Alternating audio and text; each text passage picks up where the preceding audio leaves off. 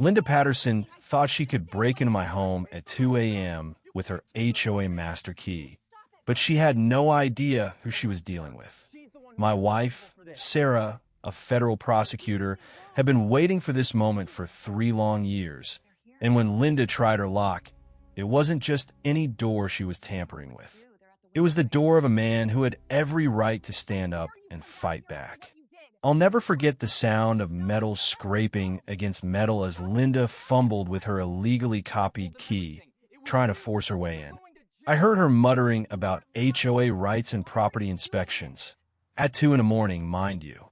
Meanwhile, Sarah was already on the phone with 911, voice as calm as ice. "This is Assistant U.S. Attorney Sarah Mitchell," she said, reporting a breaking and entering in progress.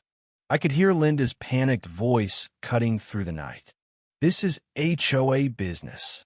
I have every right to be here." Sarah's response was sharp and clear. "Ma'am, you're committing a federal crime. Stay exactly where you are." At that moment, I knew this wasn't just an HOA dispute anymore. It was about something far bigger. But let me back up a bit and explain how we got here. It all started 3 years earlier with the smell of pine sap in the air and the sound of my grandfather's old pickup truck crunching up our gravel driveway for the last time. I'm Jake, a 34-year-old disabled veteran, and I inherited my grandfather's 40-acre ranch, a piece of land that was once isolated and serene. But things had changed. Grandpa bought the land back in 1987 when the closest neighbor was miles away. Now, our once quiet property was surrounded by cookie-cutter McMansions. Somehow, our land got swept up into something called the Pinewood Falls Homeowners Association. And this is where Linda Patterson entered the picture. Linda, 52, a real estate agent who moved here from a city subdivision 5 years ago, decided our little community needed a makeover. She was the type who drove through the neighborhood like she was conducting a military inspection, constantly pushing for improvements. 6 months after moving here, she managed to push through the formation of the HOA, promising it would protect property values and maintain community standards. What she really meant was that she was going to push out anyone who didn't fit her vision of suburban perfection. The first thing she targeted? Grandpa's solar panels. These weren't some modern, shiny panels. They were installed back in 1995, well before she even arrived in town.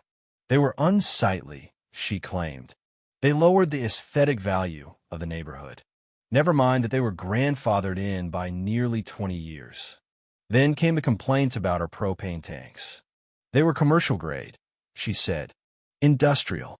But to anyone in the country, they were just regular tanks. Still, Linda wanted them gone. I pulled out Grandpa's deed, the original paperwork, and all the grandfathering documentation I could find, took it straight to Linda's office, thinking this would all be a misunderstanding. But Linda wasn't having it.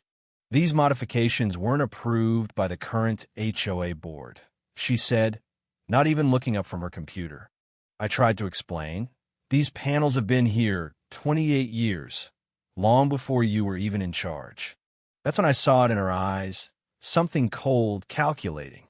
Property values are everyone's responsibility, Mr. Mitchell, she said, almost sneering when she said veteran, like it was something distasteful. That's when I knew this wasn't about solar panels or propane tanks. This was about her deciding who belonged in her neighborhood and who didn't. When I got home and handed the violation notice to Sarah, her face went white with fury. "I think Linda Patterson just made a very expensive mistake," she said. Linda didn't stop there. A week later, another certified letter arrived, this time demanding an interior inspection of our cabin. According to her, an anonymous neighbor had reported potential health and safety violations inside our home. The notice came with a $5,000 per day fine if we didn't comply within 72 hours. But Sarah wasn't having any of it. She immediately recognized this as a Fourth Amendment violation. "Jake, this is a clear violation of our rights," she said. "The HOA can't demand access to the inside of our home."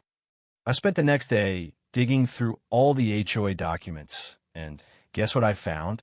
Nothing about interior inspections. The HOA had no authority inside our home. So I fought back, showing Linda that she had no legal right to demand an inspection. But that wasn't enough for her. She didn't back down.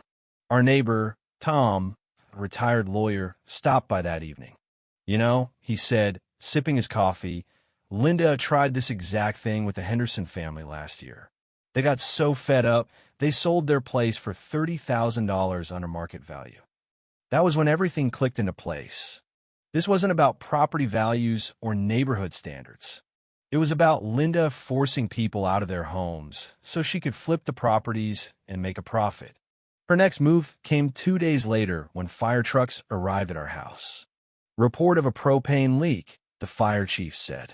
But after a thorough inspection, they confirmed there was no leak. The fire chief didn't hide his annoyance. Linda had cried wolf so many times in this neighborhood that no one took her seriously anymore. The emergency response fee for the false alarm was $300, charged directly to us.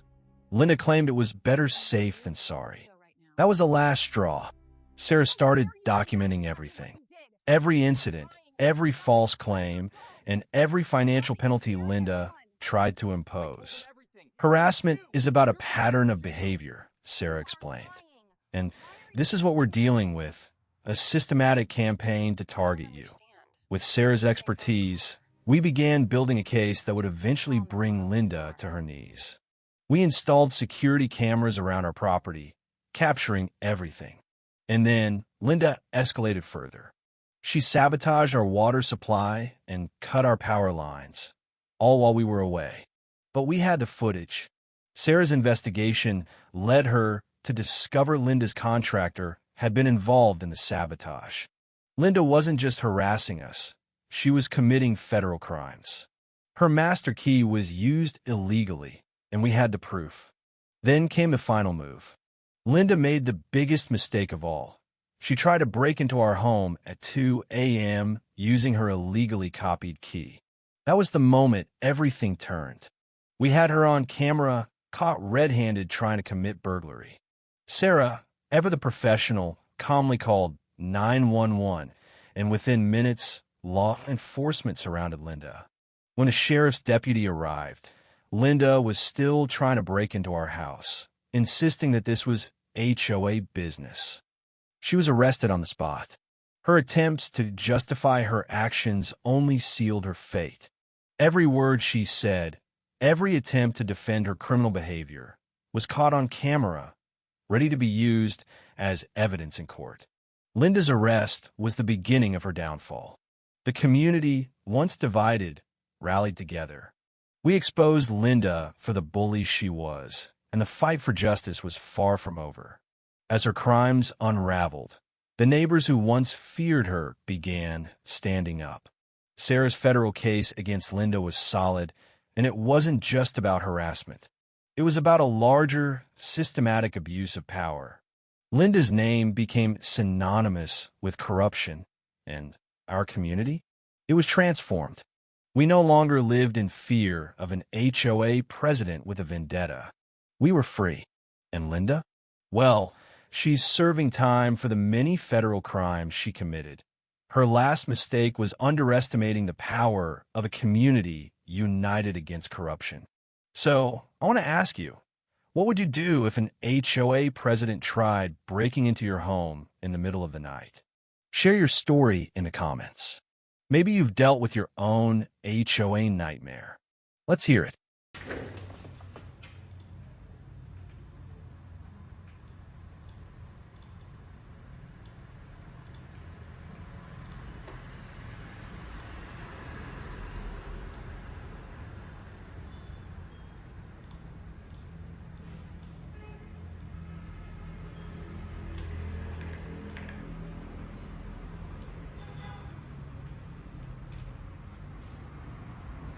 Cảm ơn tất cả các bạn đã xem video.